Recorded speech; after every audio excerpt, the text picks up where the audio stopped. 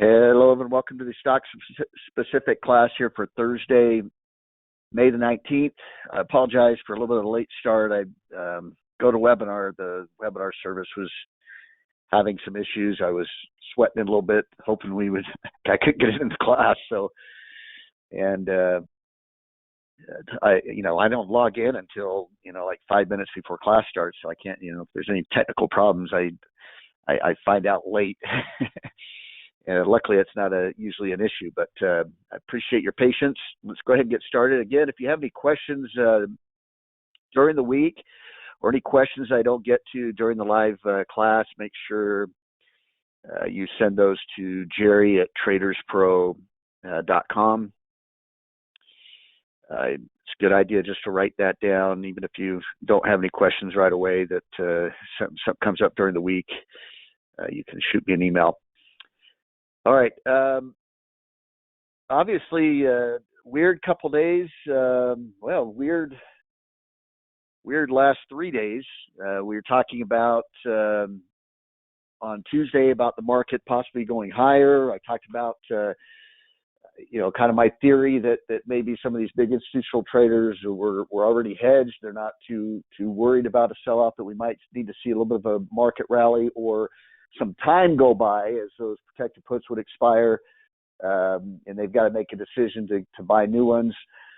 Then we had yesterday where we got a big drop and the big spike in the VIX. The VIX moved up above 30, got above 31. Actually, it might have got even higher than that. And then, it did get higher. It must have been higher than that because we're back down to about 30. We've been, dipping right below and above 30 right here. We've had this little bit of a market recovery. Now we're going to look at the charts here and go through some things that could possibly be going on. But I was fully expecting that today, with the way we had the rally, and then the way things looked yesterday, closing at the lows of the day. I mean, volume wasn't real heavy yesterday. That was a little bit of a concern for me, but I thought that would kick in today. And I thought we were going to be moving I thought we were going to really have a sharp sell-off today. And so it's a little bit confusing. The market doesn't do what you're expecting it to do. It challenges you. You have to go in and start, thinking about some of the possibilities, what could be going on. And I'll do that when we get to the charts. We'll look at some of that. But it's a reminder too that I say it all the time, but what makes a marketplace is uncertainty. You've got to have some of these moves like today to throw a little bit of a curve into what you're expecting the market to do. Otherwise, if there was a way we could know exactly what it's going to do every time, then and everyone could know exactly what it's going to do, it's not a market. It's not going to move back and forth. So the bottom line is, and this is something that we've been talking about for weeks and weeks now, but the bottom line is that we haven't really shown all the things that we would expect to see at a market bottom. I still think there's further downside, but in the near term, we could get some of these whipsaw. We've been getting a lot of these whipsaw fluctuations along the way, and we just have to continue to remain patient. And the focus really that I've been pointing to for particularly the last couple of weeks, is to stay in the trends that are strong right now. Oil continues to go higher, and stick with the stocks that are performing. Hedge yourself, like we've been doing with some of those inverse ETFs that can go up when the market goes down, and just kind of continue to wait. I think what also really led me to believe that we were really going to drop sharply today, and who knows, we could really sell into the close. That last hour is going to be very interesting to see how we close, and I'll talk about this when we look at the chart. We look at the different candles that could be forming. But a lot of the defensive stocks got hammered yesterday. A lot of the consumer staple stocks. These are companies that are you're gonna buy their products no matter what the economic conditions are. You know, Coca-Cola, Pepsi, Procter and Gamble. You still got to get your shaving cream and your soap and all that stuff.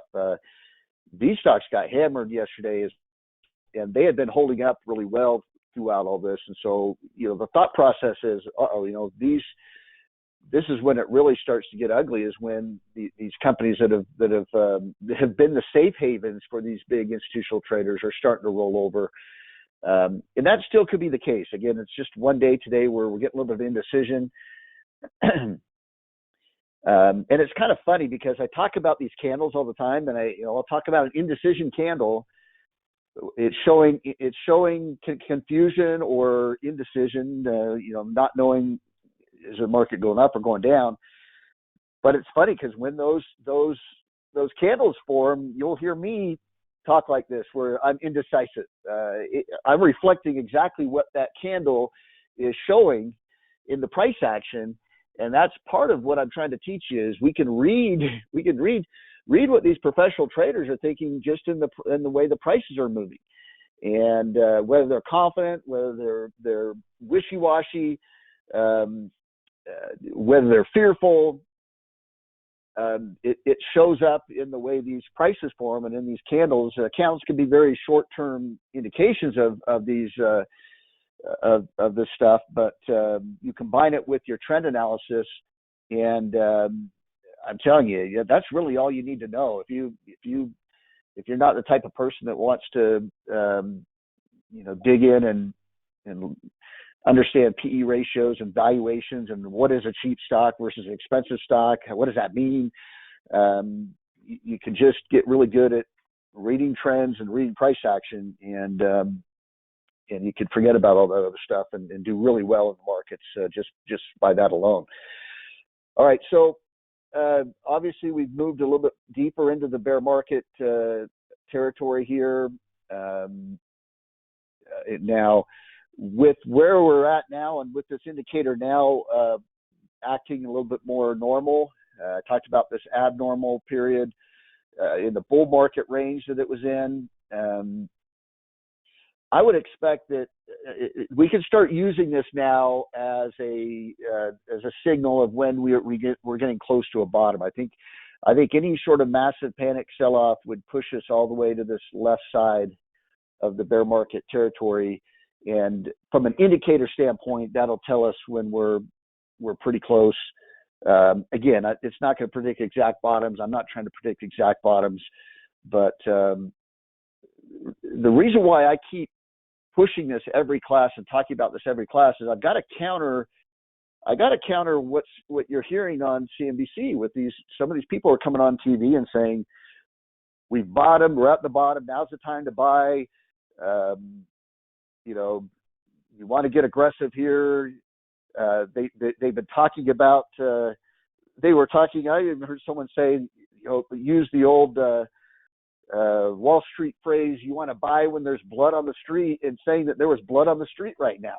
There is no blood on the street. There's no panic that I've seen in the markets. And you got to be very careful who you're listening to on CNBC, because you got to realize a lot of these people, particularly the fund managers that come on, they are paying CNBC to interview them so they can get exposure. People see their fund on TV, and so it gives them credibility when they're trying to sell people to say, hey, we're on CNBC all the time. They are paying to do those interviews, and their objective is to attract clients. And they know that clients aren't going to come into the market if they think the market's going to go down, right? And so they are always going to be bullish. They are always going to say the market is going up. But they are idiots. So if you're really trying to seek knowledge and you're really trying to understand what's going on, and you're listening to these clowns, you're going to get hammered. You probably have been hammered if you've been listening to them, and that's why you're here. But I've got to try to counter that and try to teach you reality. And of course, I can't teach you exactly where the bottom is, but I can teach you how to recognize when we're very close. And I'm not going to be calling a bottom when we're still up here and we have this big drop to come. And you're about to get killed. What have we been doing in the portfolio? We've been very cautious. We've been sticking to what is working, what is trending up. We have a lot of cash, so we're ready to deploy if we do get that flush out move. We've got these inverse ETFs to make money if the market does go down. That's how we have to be. I'd love to be jumping into everything I see right now. But then that wipes you out. And then when you are at the bottom, when it's the ideal time to get in, the time when everyone wants to get in is when, if I, put all my money in right at the market bottom, you're going to kill it when it rallies back up and goes into another bull market. I'm trying to help you recognize those conditions. So if it sounds repetitive and it gets boring, there's a purpose to it. And if there seems to be a little bit of extra emotion behind it sometimes, I'm trying to counter some of this other garbage you're hearing that can get you off track very quickly. Anyway, so that'll probably flash a little bit more to the left side when we are near that bottom. Short-term indicators are still not in the extreme range, even despite the big sell-off yesterday. There's still room for some downside, and there's room to move this way if we are going to go into another rally. There's still some room there where we could go either way. All this is pointing out as extremes, and then we're going to compare what we're seeing here to the charts. Breadth the same, or is the same. Could go either way. From it is in the extreme range, whereas momentum was still in the sell range, but it's not the far left side of that extreme range. And then sentiment is still pretty high, even with the VIX spiking yesterday, and it's come back down a little bit today. We probably need to see it at least get in this trending range. I wouldn't be surprised if it gets at least into the fear range as well. When we do finally get that move, and it still could be weeks away, possibly based on these market market's just fighting. It seems like it's trying to fight to stay up. It can do that for a while. We could start to see some sideways movements back and forth. That can happen.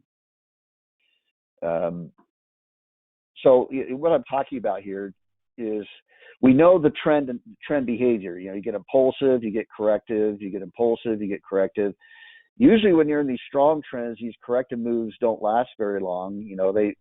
They may last a week or two, but what can happen is sometimes you can just get into an extended correction. So you get maybe A, B, C, you think it's done.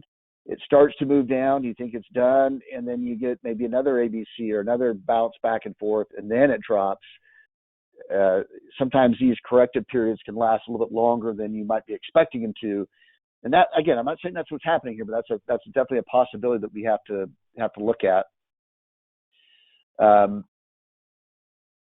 The buy-sell ratios are back to being are starting to move back to being extreme from yesterday's move. They did alleviate a little bit through here, but most of it was the sells going to holds, as I talked about, which means that they can go back from hold to sell pretty quickly. So if we do sell off a little bit more this week, I think this will get back up to this extreme pretty quick, because a lot of these have just barely moved back to hold. You're not seeing a lot going from hold to buy.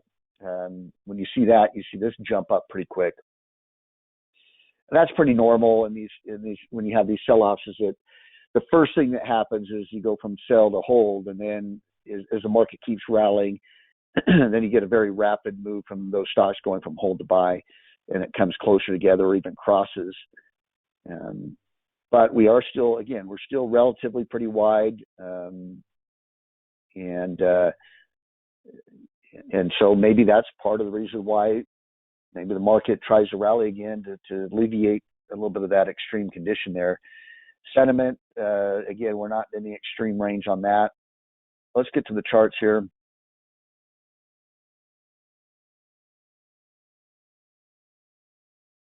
So this is the S&P or the SPY chart. And this is what we were looking at last Tuesday. One of the things I talked about is I wanted to see if we would close at highs of the day. If it didn't, I was saying that could be a little bit of an indecision candle.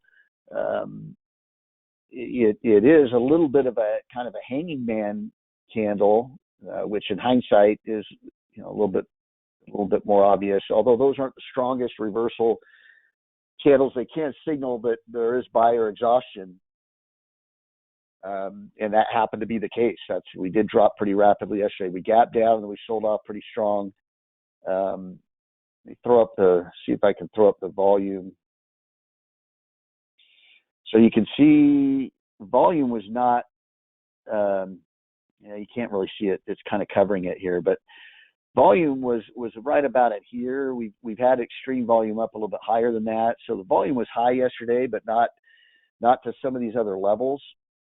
And like I said, that concerned me a little bit, but it's not something. Usually that's something it'll be something you would observe on a day like today, where it's now looking like it could be reversing again.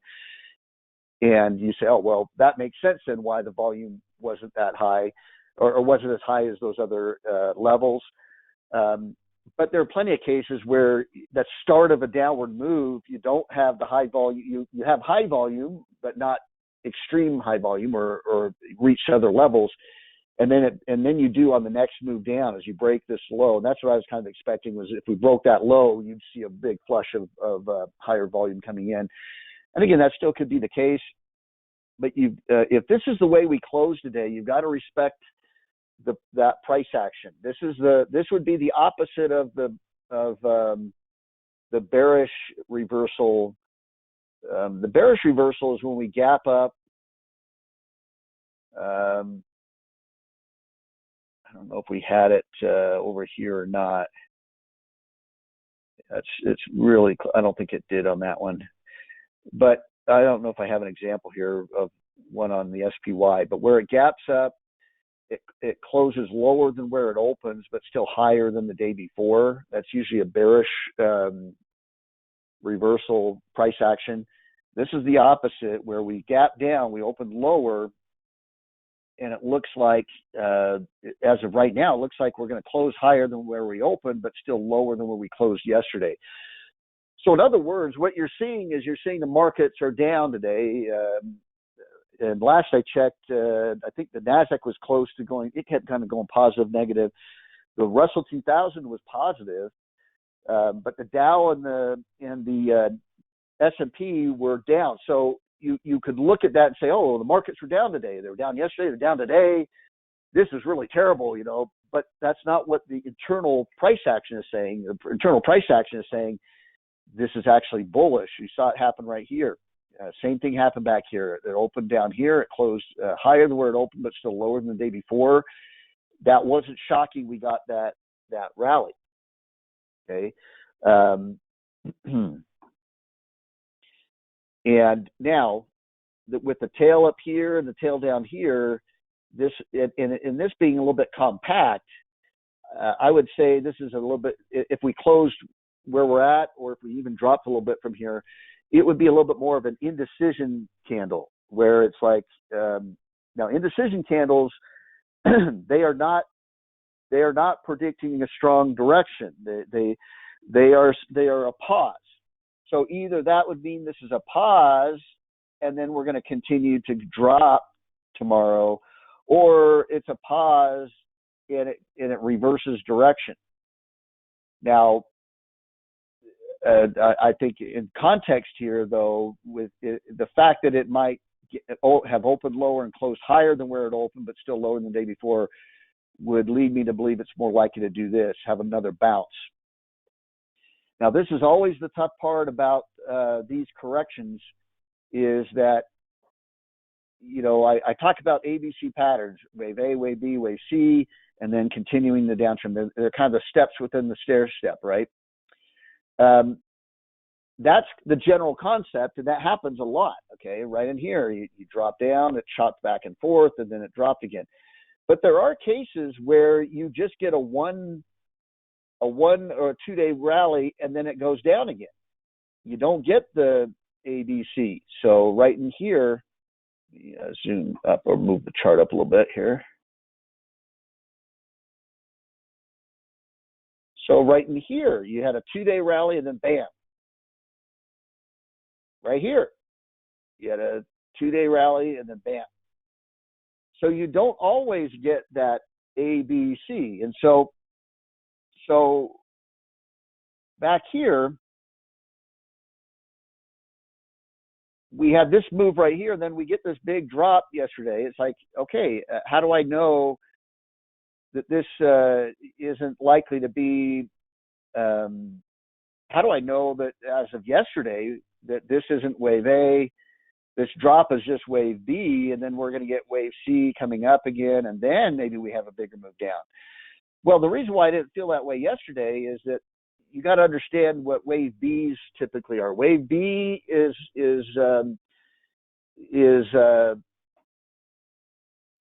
well, it depends on the context. In a bullish ABC pattern, wave B is a sucker's rally. So you get wave A that comes down.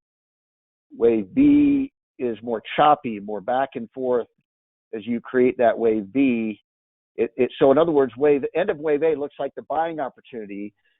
Wave B looks like it's going up, but it's not. It's choppy as it's going up. It usually ends up being that sucker's rally, and then you get wave C that flushes out the rest of the buyers, and then it's ready to take off again and start that new trend up. Well, in the case of a downward trend, it would be it wouldn't be a sucker's rally, it'd be a sucker's drop. So you get the initial rally, which is wave A. And then wave B would tend to be a little bit more choppy as it pulls back, a little bit more sideways. And then you get wave C that starts to move back up, makes it feel like it's taking off again, or that it's done going down, and then bam, it comes crashing down. Well, if this is wave B, if this is wave A, and this is wave B, and then we're going to get wave C back up. This didn't act like a wave B. This was a sharp move down. This is an impulsive move down. Now, what didn't help is that this was kind of an impulsive move up, but I would have. Let me give you an example of what a wave B would kind of would tend to look more like. Let me see if I can remember.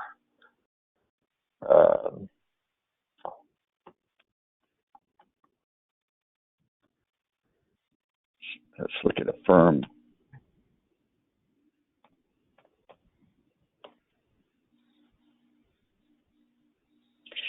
So this would be something that I might expect to be. This could possibly be wave A.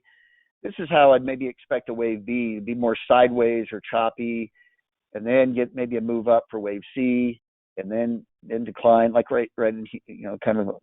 Well, that wasn't a good example. Or like right here where this is wave A, it dropped, but not really sharply, not really impulsively, and then had wave C. What happened on the S&P is we had not only did we have a sharp drop, but we came all the way down to almost all the way down to the previous low. So, but that's what we've got to respect right here. Could this, if this is a reversal like this one right here, could it be that we rally back up to this area again right here, and then we drop? Now back here, this was a corrective move that actually was even more, looking more likely it was going to drop, and then it rallied one more time. If this is wave A, this wave B actually went lower, and then here was the bullish reversal candle right there. And then what happened? You got two quick days of moving up, back up into this area right here, and then it dropped again. It might do something similar to that. I think it's important to point out this area that I've screamed at a million times as being pretty darn significant. I don't. If we get up above that, I think that's going to be more bullish. If we can hold that, get back above it, and hold it. I could see it trying to rally back up to it again, possibly. And it's just really going to be what happens tomorrow. We're not going to find out today, I don't think. unless we really sell off into the close and close near the lows of the day, then I would say this thing's going to break that support and head lower. I'd be very bearish going into the close if that happens. I don't see any evidence of that, of behaving like that, but you just never know. If it closes the way it is right now, there's a pretty high probability that we at least rally a little bit tomorrow, or at least maybe have one up day or so. Now, if we do drop heavily tomorrow, so maybe today is just a pause, and then we do go lower tomorrow, and maybe it's a big down day tomorrow. Remember what I always tell you, markets don't tend to bottom on a Friday. You would expect that the market should open lower on Monday. Now, it could open lower and do this again, where it gaps down and then has a bullish reversal. We've seen some of those on Mondays before, but typically, again, bottoms don't usually happen on Friday. That would be a bottom action, price action. That could happen on a Monday, but if it closes at lower tomorrow and it's at the lows of the day tomorrow, and I must point out, if it doesn't necessarily even have to go below this, even if it's just a down day tomorrow and it sticks right at this low of this previous low right here. Just realize that typically that's not going to be the bottom on a Friday.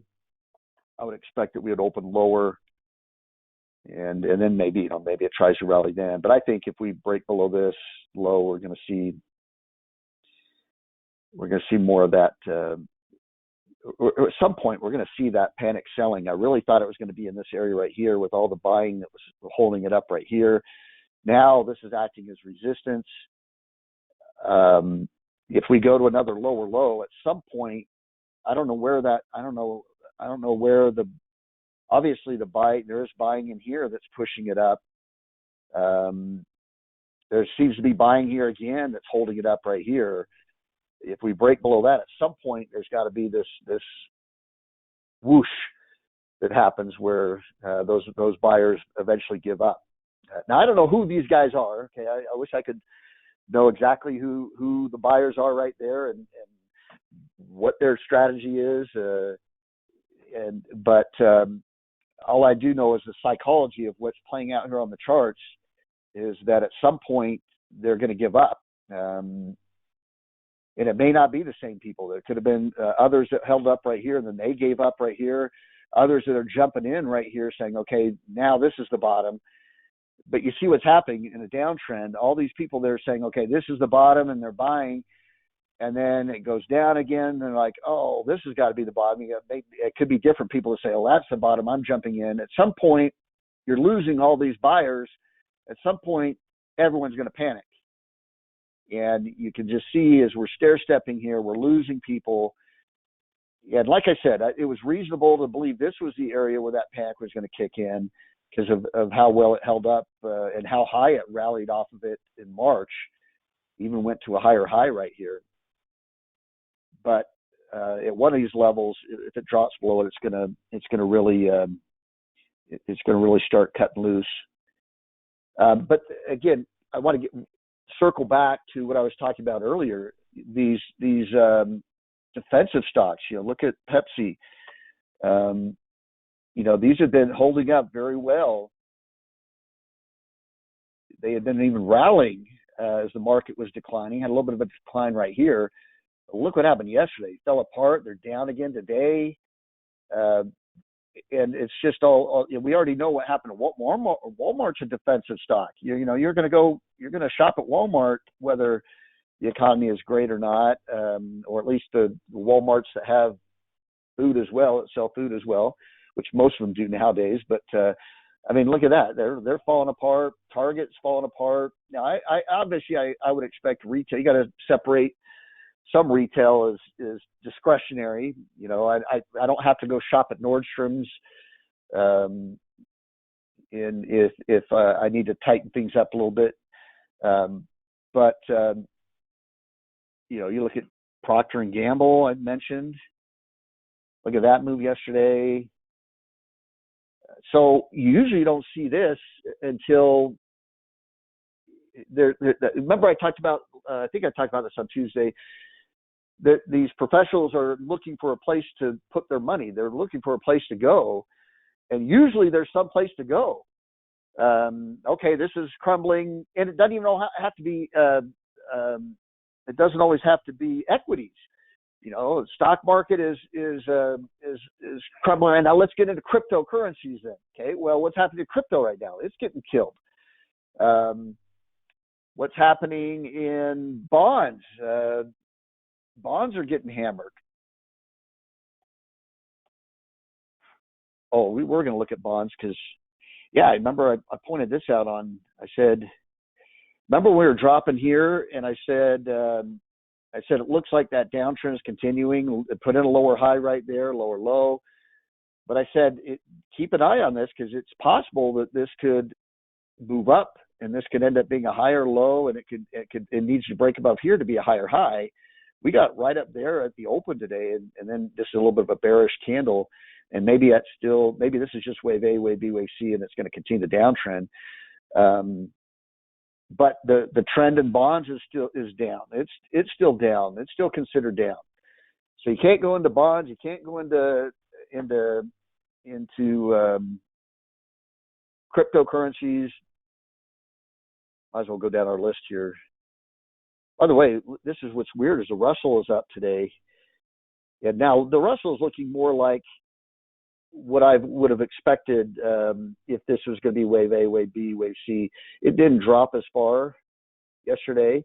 And that was what was weird is a lot of these small cap stocks some of them were actually looking pretty bullish. I just showed you the chart of a firm. The firm had been hammered, but it held up very well yesterday. Square held up very well yesterday. Snap held up pretty well. Some of these stocks that have been destroyed lately had actually held up. And then but that's what's weird. Now you're seeing the defensive stocks and the consumer staple stocks get destroyed.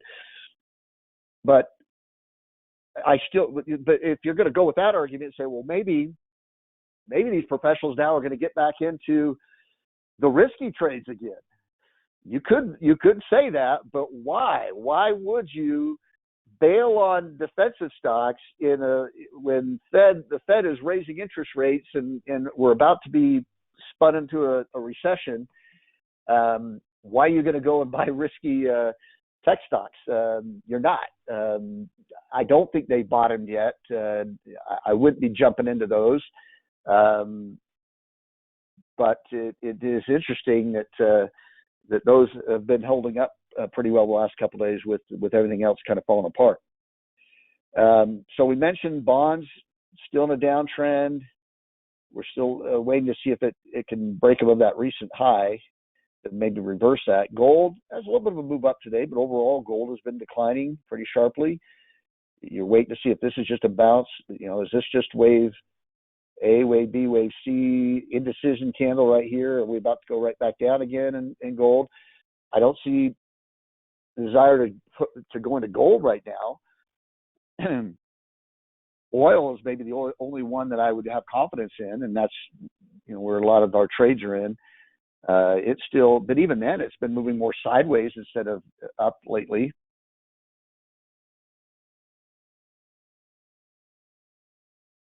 Dollar's been coming down. Now, I talked about this on Tuesday. This low is going to be important right here because that was the last higher low. I talked about how this was looking more impulsive. We did have a little bit of a bounce yesterday. But if it breaks to a lower low right here, you have to respect the fact that maybe you are seeing a trend reversal in the dollar. We'll see how that one plays out. So again, there's at some point you're like, okay, where do you go? And that's when these professional traders start panicking. Is they're looking around and saying, I can't move my money anywhere. And remember, they've got to show a return to their shareholders, or their fund, the money that the fund is holding, the people that are putting their money in. Otherwise, they'll pull the money out, and especially if they're showing losses, people are going to pull the money out. So a lot of pressure on them to make these decisions. VIX has come back down a little bit today. actually quite a bit today. That's something to watch. To see if it to get if we close the way we look like we could close, indecision candle, but higher than where we opened. VIX coming down a little bit here. Maybe we do try to rally again in the next couple days. But there again, look at the spike in the VIX yesterday. So I was talking on Tuesday about how the reason why I was a little more confident in the market rallying was that the VIX was going down when the market was going down. There was no concern with some of those earlier sell-offs last week. And then we had yesterday, and we saw this big move up in the VIX, big spike up in the VIX. Typically, that's what, especially if you've been rallying, that's the start of the selling, not the end of the selling. And so the market's doing a good job of frustrating a lot of people. And, all you have to do is listen to some traders talk about what's going on, and you'll hear the same thing. It's like, this is there's some historic things going on where you don't see these moves very often. And that's part of the problem of getting confident in, even with candles, the behavior of price action, you can really start to believe that, hey, this is going to happen. I mean, I go back to the SPY. I would be willing to argue that if this happens, if this type of behavior happens, where you have this sharp move up, and then you have this big down move on highs, spike in the VIX, and consumer staples falling apart, I would say maybe not 90% of the time, maybe 85% of the time, you're going to see a decline the next day out of that. So what's happening right now is probably that 10 or 15% move. So you're seeing how rare this would be if we bounce right here, is what I'm trying to say. Very rare. And so, yes, it's confusing, and yes, it doesn't make sense. Because why? Because it's not that wouldn't be the normal behavior out of that type of this type of a move yesterday. But markets can always make that 10% move, 10% of the time move, and that's enough to inject uncertainty in everything that we're looking at. That's why you never see me say we're guaranteed to do this, or I try to avoid that type of language, because if you start to believe that strongly and you're trading that strongly off of that confidence, the market will throw you that curve that'll hurt you pretty bad if you're wrong. All right, so now the chip stocks are something I'm watching pretty carefully here. They're trying to rally today as well. They're up. A lot of them are up. Again, we'll see if that holds. It could, like I said, it could just be that this is going to be wave C, and then I would still expect more downside. Expect it to roll over again. Transports did break below the low, though. They did break below this low. Had the big down day yesterday, although we got an indecision candle today, but it is below that previous low. Again, this tends to be a leading indicator for the Dow. Let's see if the industrials eventually end up dropping below, which I think they will. Even if we bounce right here, I think eventually they'll end up below that previous low as well. But I think the transports are signaling that that's likely to happen. By the way, the transports getting hammered like this is significant, because remember what these stocks are. These are railroad stocks. These are trucking companies, FedEx, UPS, airlines. These tell you, the transportation stocks have a tendency to tell you the health of the economy. If the trucking companies and shipping companies are doing really well, making a ton of money, it usually means that the economic conditions are good. When they're doing bad, it can tell you that the economy is either slowing or could be slowing. Now, remember, the market's always forward-looking, so you might look at the current state of or the current earnings report of a railroad company and say, "Hey, I didn't see anything in that was showing a slowdown." But again, if these professional traders believe that these rate hikes are going to lead to a recession means slowdown, which means less products being shipped. People, and with inflation being high, people already have trouble, spending all the money on filling their gas tank right now. It makes sense that you would see these decline ahead of the actual seeing the actual numbers decline in the individual stocks. So it is important that we kind of keep an eye on this. That's why it's part of the update. A lot of times it's not telling us really anything. So we don't want to assume that the analyzing the transports and the chip stocks are going to tell us something significant every day. But it is something we want to make sure we're keeping an eye on. Here's Bitcoin again. Tempting to rally a little bit today, but again, this looks like a kind of that pause within the downtrend. I mean, you saw a larger one back here.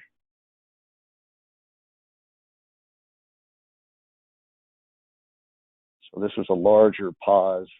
It declined, paused, and then declined again. You're kind of seeing I think you're seeing a smaller version of that. A decline, pause, will probably decline again. Now, again, sometimes you can still try to rally up a little bit further and then go down, but the behavior, whenever you see a stock moving sideways, something I tell you all the time, you want to pay attention to the direction it was moving in before it moves sideways. That's where it's more likely to go after it's done moving sideways. Again, the key word there is more likely, and when it's done moving sideways. But if you see a stock moving up and then it starts moving sideways like this, it's more likely to go, when it's done moving sideways, it's more likely to go in the direction it's moving in before it moves sideways. Now this gets back to that percentages, and it's probably not as high as 80%, but I'd say maybe 70% of the time it's going to continue to move in the direction it's moving in before it moves sideways. Doesn't mean it's guaranteed or has to, but that's the general behavior. All right. So bottom line, we're still kind of we're kind of on the sidelines a little bit. Although I did jump back in. I told you I might do this. I jumped back into SARK and SOX yesterday because if we were going to decline, I wanted to be hedged there. In fact, let's take a look at the holdings here in the portfolio. NOC's come back. It was down here.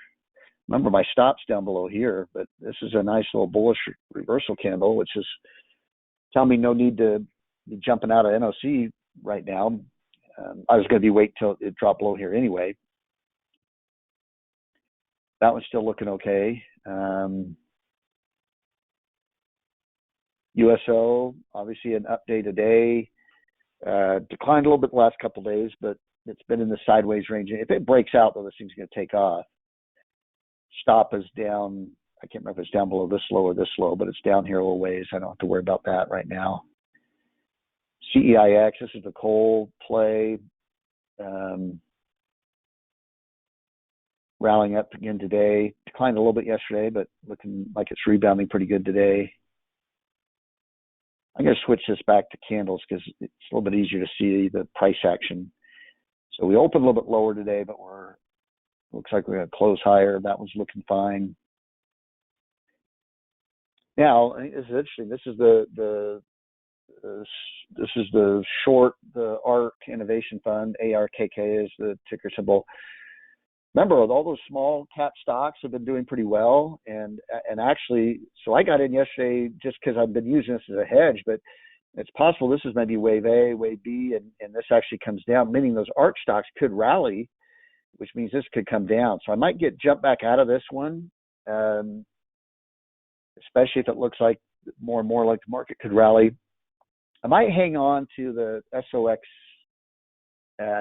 I got to try to hang on to one of them because we could just blast through. It could be an indecision day, but we could blast through those lows, and I'd want to have a little bit of a hedge there if it did that. CF Holdings drop yesterday, but a bullish reversal candle, and my stop's down below here, so we're still okay on that one. Chevron, again, oil had a drop yesterday, but it's back to a bullish reversal candle here. Again, if this one breaks out now, remember I got in this one. We were right here, right at the breakout point. I told you, I said I could wait for confirmation of it breaking out, or just go ahead and get in. I decided to go ahead and get in.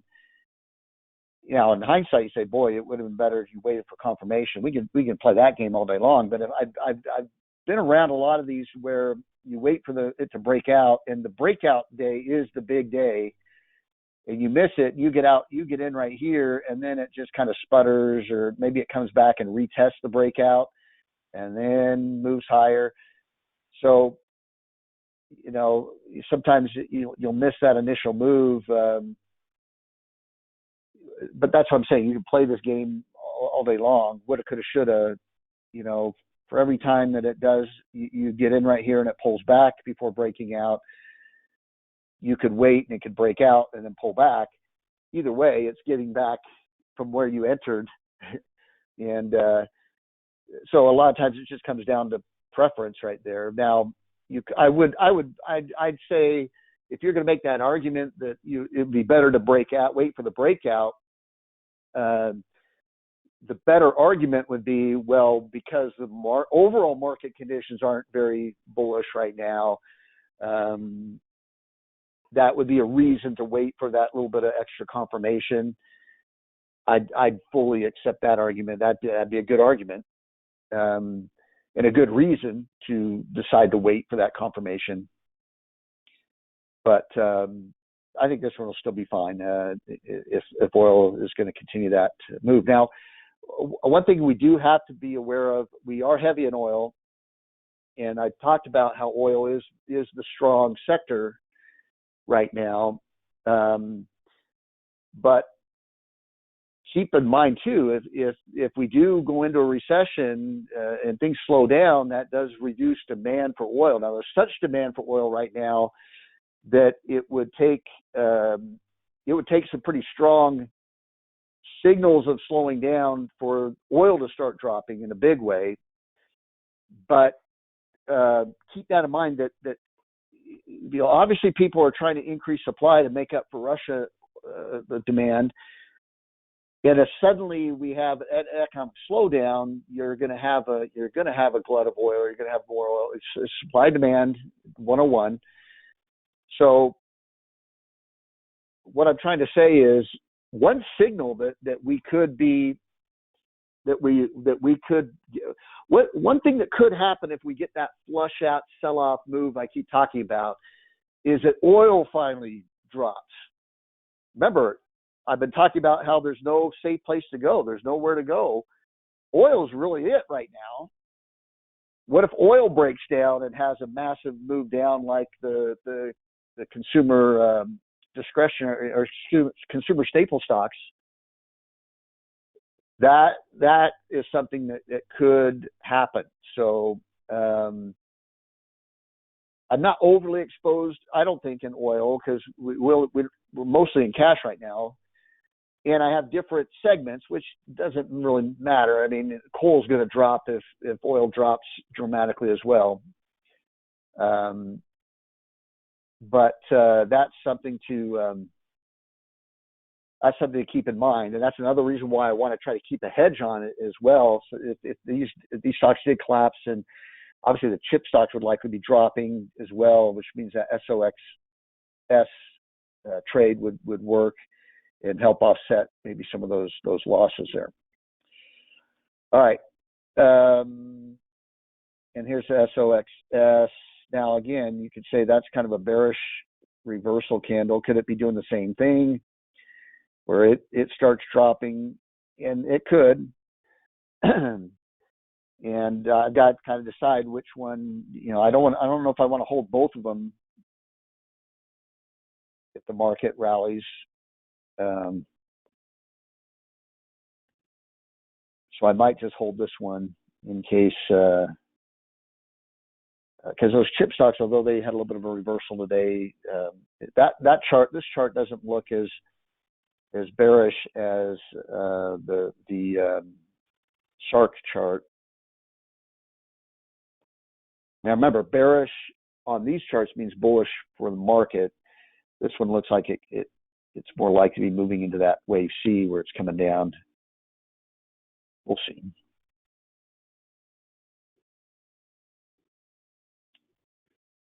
All right. Now, if you are looking at wanting to look for new patterns to get into, again, we do probably want to stick with oil right now. This is one that I talked to. This is more of the coal play here. But BTU, Peabody Energy, 99 strength rank. Let's switch the signals on here. Already had a little bit of a deeper pullback right here. You're waiting for this to go back to a buy signal. I think if it goes back to a buy signal, you're getting a little bit of this bowl-shaped move. Now, again, it may not go back up. It may continue to go down. And if that's the case, if it goes back to a sell, you're not getting the confirmation. But if it does work its way back up to a buy, let's see how close it is to getting back to a buy. It just barely moved back into the hold here. So it still has a ways to go to get back to the buy. In fact, actually, it may move to a sell. Is it down today? I think it's down today. No, that's weird. But it'd probably get back to a buy signal up here somewhere, which would be good confirmation because then you'd have more of that bowl-shaped move if it did that. So this is one just to put in the watch list and wait for that confirmation. Another one in that list was I went down the list a little bit here. Where was it? APA.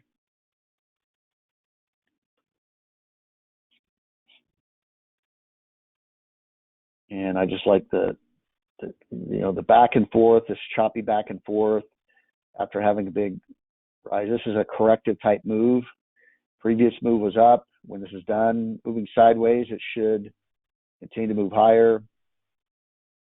If have bullish reversal candle today, if it does go higher, you've got a higher low right there. That would be bullish.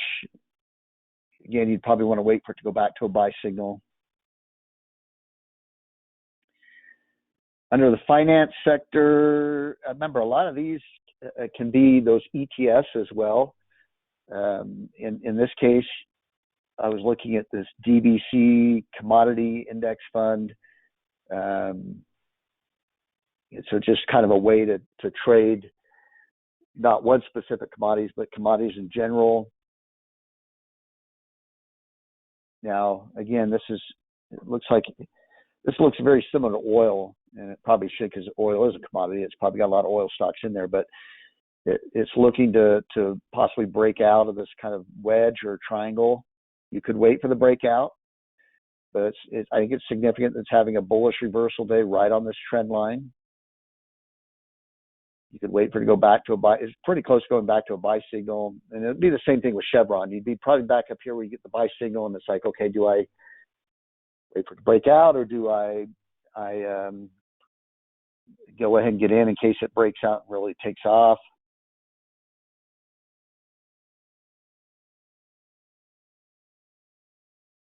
All right. Real quick look. Let's take a quick look at what the S&P looks like.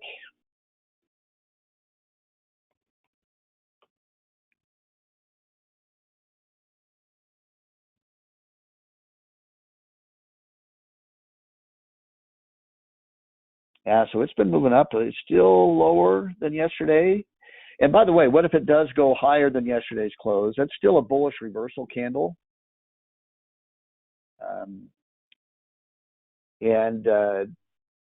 See, the reason why this one is works pretty well is because it kind of flies under the radar. On a day like this day right here, it's showing the market is still down, but people aren't seeing that it's higher than where it opened, even though it's down from the day before. So it kind of flies under the radar. if we manage to go higher today than yesterday's close, that's also bullish, but now it's visible where people are saying, and that could be good because then you got your average people that don't know what they're reading are saying, hey, that's pretty good. The fact the market closed higher after the open today and the move yesterday, we actually closed above yesterday's close. The market's positive today after a day like yesterday. That can be viewed as being pretty bullish. So if either of those happen, we could get a little bit of a bounce. We need to be prepared for that. And that's why I'll probably, in fact, I could go ahead and just exit that. Let's just go ahead and exit the shark trade here.